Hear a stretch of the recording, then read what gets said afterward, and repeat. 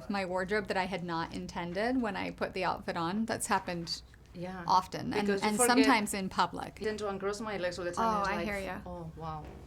Yeah, others for another time. I've got lots of stories about wardrobe malfunction. So, Well, Amy, congratulations on the film. It's a Thank you. masterpiece. I loved it. Thank you. And I'm sure you were very happy when they offered you the script. But there was Yeah. one thing in particular that you thought, oh my God, is this thing why I'm doing this film? It was her relationship with her daughter. That was the thing that sort of introduces you to the character and then takes you out of the movie, and that was a beautiful thing to me. Is this choice, this concept? Yeah. The message of the film is that I mean there's a chance for communicate Yeah. to each other and solve things in a different manner, because it Yeah. seems like the best defense these days is attack. Mm-hmm. So you have hope in humankind. You think that at some point we can. I mean, I have to.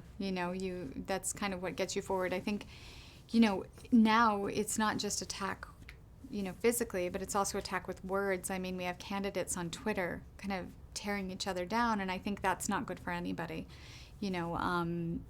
The more that we just continue to spread negativity and fear, it just sort of perpetuates and it grows as you feed it, But what you think is that you think that we've always been like that? It's an evolution of how people decided, because we maybe chose a path as opposed to choosing a path of more like having more empathy and compassion for each other.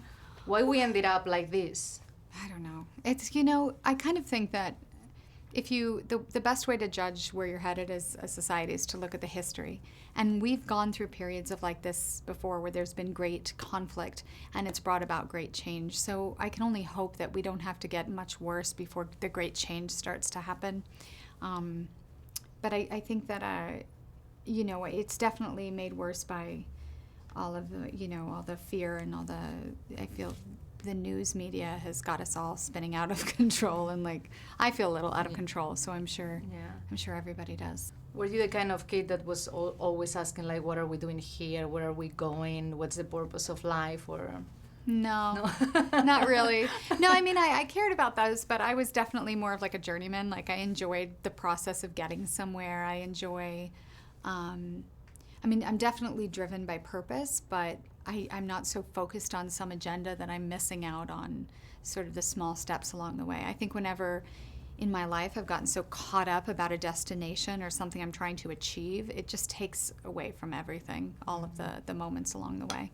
So in order to solve kind of the situation in the planet, what would you think would be the one or two measures that we should take in order to kind of not destroy the planet, maybe in 100 years or something? Oh gosh, that's a very big question.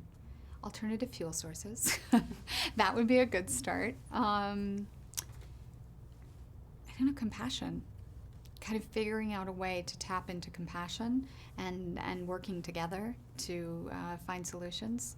I mean, even, there are people starving somewhere in the world, and yet you look at our culture and there's a ton of food waste. It's like somewhere in the middle something is getting lost. Mm-hmm. And that, if we could figure out that's just one small thing we could do, but there's so much like that, That makes sense. Yeah. All right. Yeah. Thank you. Thank you. Nice meeting you.